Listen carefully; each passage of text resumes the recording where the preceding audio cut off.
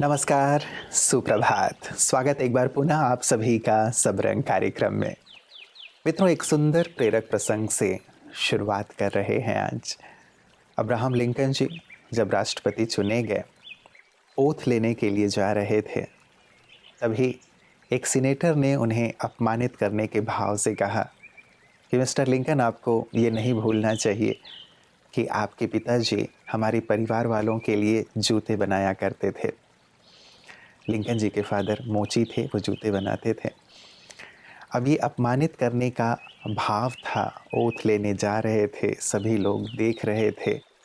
बात कितनी बड़ी हो सकती थी और वो कितना अपमानित महसूस कर सकते थे। कुछ भी कहा जा सकता था, परिस्थितियाँ बिगड़ सकती थीं। लेकिन लिंकन जी ने बहुत ही प्यार से मुस्कुराते हुए कहा कि मुझे पता है कि मेरे पिताजी मोची हैं, जूते बनाते हैं, मुझे भी जूते बनाने आते हैं।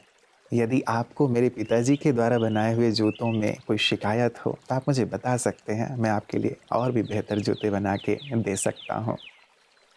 एक राष्ट्रपति का समझदारी भरा जवाब, जिसने परिस्थिति को पूरी तरह से परिवर्तित कर दिया। सचमुच यदि हम समझदारी को अपने जीवन में अपना कर चलते हैं तो बड़ी से बड़ी बात को भी छोटा किया जा सकता है, और वास्तव में यही जीवन जीने की एक सुंदर कला है। अन्यथा हम जीवन में छोटी छोटी बातों में उलझकर अपने अमूल्य समय को नष्ट करते रहते हैं। तो समझदारी से अपने जीवन में आगे बढ़ते चलें। इन्हीं शुभकामनाओं के साथ आइए चलते हैं आज के सुंदर सुवाक्य की ओर।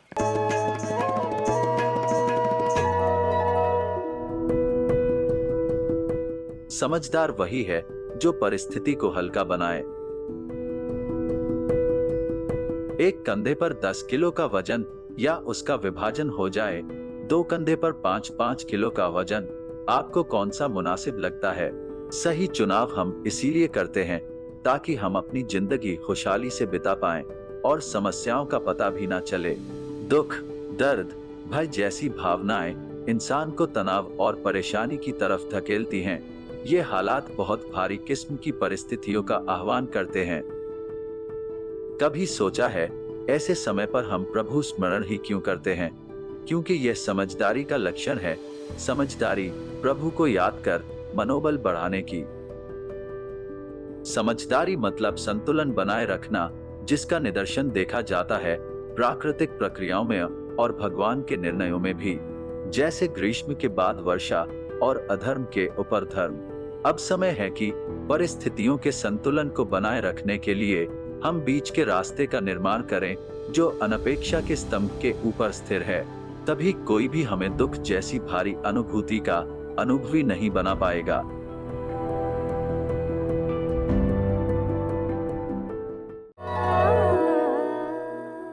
जीवन में हम कैसे शांति से सुखमय जीवन जिएं, दूसरों की बातों से अप्रभावित रहते हुए। और साथ ही यही समझदारी काम आती है स्वास्थ्य को लेकर के भी। एक समझदार व्यक्ति ध्यान रखता है कि उसे किस प्रकार अपनी दिनचर्या रखनी है, अपनी जीवन शैली को बनाए रखना है, ताकि वो सदा स्वस्थ रहे। और यदि वो अस्वस्थ भी हो जाए तो भी अपने मन को शांत और संतुलित रखते हुए वहाँ से बाहर निकलने, जल्द से जल्द स्वस्थ होने की सुंदर विधि अपना लेता है। आप सदा स्वस्थ रहें इसी कामना के साथ, तो हम भी प्रतिदिन आपके लिए आपकी सेहत आपके हाथ में लेकर आते हैं। आइए देखते हैं कि आज इस पिटारे में हमारे लिए क्या है। ओम शांति फ्रेंड्स। दोस्तों, स्केबीज़ नाम आपने काफ़ी बार सुना होगा। ये एक बहुत ही एक बीमारी इन्फेक्शियस है, कंटेजियस है और बहुत ईचिंग होती है, स्पेशली फिंगर्स के बीच में, आर्म पिट्स के यहाँ पर हो सकती है। कई बार यहाँ पर inner side of the wrist हो सकती है, इनर साइड ऑफ एल्बो हो सकती है, हमारे पटक हिप्स पे भी हो सकती है और ग्रॉइंस में भी हो सकती है, जेनिटल एरिया के आसपास भी हो सकती है ना, ब्रेस्ट एरिया में भी हो सकती है।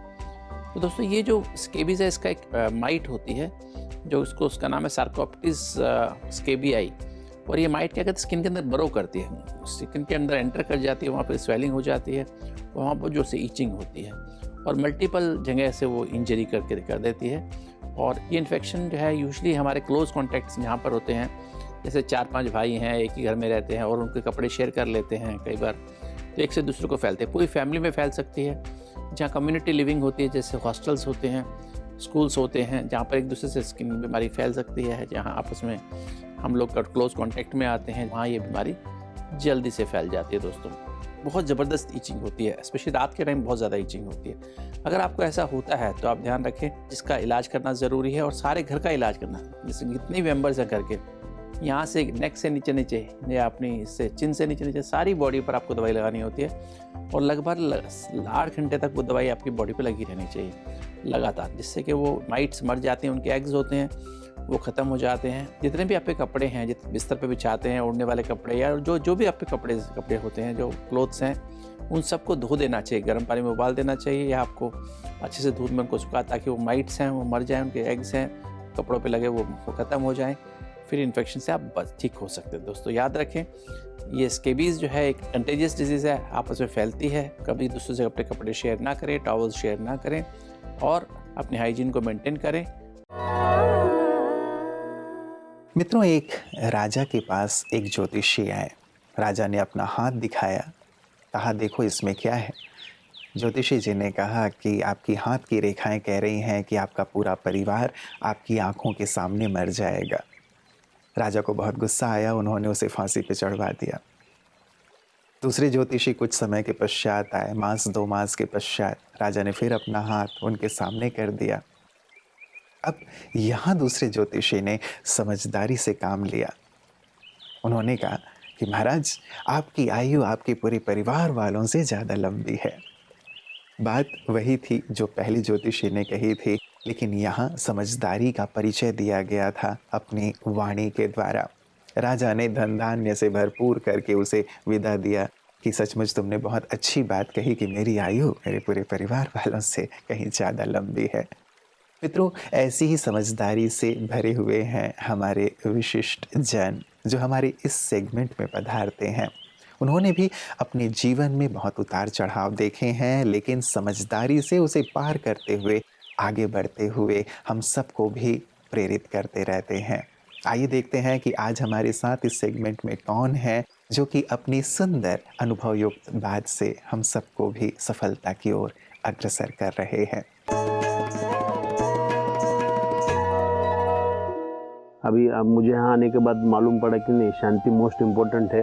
तो मैं कुछ थोड़ा अलग टाइप से करता था। मेरा दिन भर का शेड्यूल जब भी रहता था, उसमें से मैं कुछ एक रूम में पूरा साउंड, उधर कोई भी ना है इसका खबरदारी लेके मैं वहाँ पे बैठता था जी। और आँख बंद करके मैं कम से कम 15 मिनट वगैरह सिर्फ मेरी माथे के ऊपर मेरी ही कॉन्सेंट्रेट रहता था और मैं वो करता था। इधर आने के बाद बहुत मुझे प्रसन्न महसूस हो रहा है और यहाँ आने के बाद सब अभी जितने भी इस आश्रम में है उनकी तरफ देखने के बाद ये कुछ अलग सा फील होता है। वो उनसे देखने की तरफ से बोलने की तरफ हर एक चीज़ में कुछ अलग सा महसूस हो रहा है। और मुझे लगता है कि यहाँ पे दीदी जी बताते हैं कि शांति ही सब कुछ है। तो मुझे यहाँ आने के बाद मालूम हुआ कि शांति और शांति की वजह से क्या हो सकता है। तो यहाँ पे जो ये संदेश मिल रहा है, दे रहे हैं, इतने सालों से कर रहे हैं, मुझे ऐसा लगता है कि पूरे विश्व में इसका अभ्यास होना चाहिए, इसको करना चाहिए। हर एक के लिए मोस्ट इम्पोर्टेंट है ये। 2-3 महीने के बाद मैं वापस ये सब देखने के लिए खुद मैं और मेरी वाइफ आने वाले हैं। अभी आजकल के भागदौड़ वाली लाइफ में लोगों को कुछ समझ में नहीं आ रहा है कि खुद क्या कर रहे हैं। तो मुझे लगता है कि मैं आज यहाँ आने के बाद मैंने देखा, सबके विचार देखे, दीदी जी के विचार देखे, वो पढ़े। मैंने पहले तो बहुत सुना था लेकिन अभी देखा खुद। तो ये अगर हम खुद सब फॉलो करें तो मुझे नहीं लगता है कि कोई दुखी इस दुनिया में होगा। ये जैसा चल रहा है, अपने दीदी जी के विचार से जब आगे जैसे चल रहे हैं वैसे अगर चले तो मुझे नहीं लगता है कि कोई आने वाली लाइफ में हर किसी को कुछ तकलीफ होगी। और हर प्रेम से और अच्छे मतलब आजकल के इसमें बहुत सारा कुछ हो रहा है, हमें भी मालूम है, पूरी दुनिया को मालूम है। तो वैसे कुछ अलग हो नहीं सकता है, कुछ अच्छा ही होगा, उसमें से अच्छा ही निकलेगा।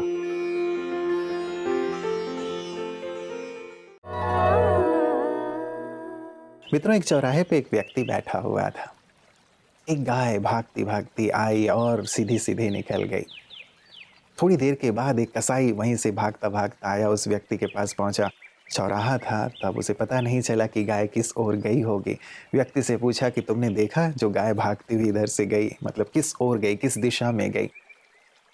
तो उस व्यक्ति ने गलत दिशा बता दिया कि गाय इस दिशा में गई है। जो कसाई था उस दिशा में चला गया। अब यहाँ इस व्यक्ति की समझदारी झलकती है।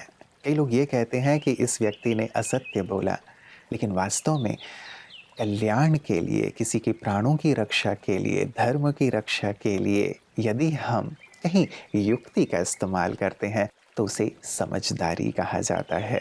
और ऐसी ही सुंदर समझ हमें आध्यात्म प्रदान करता है कि कलयुग के इस घोर अंधेरे में हम कैसे जीवन जिएं, कैसे अपने जीवन में समझदारी का परिचय दें, ताकि हमारा आत्म विकास भी हो और साथ साथ हम सबका कल्याण भी कर पाएं।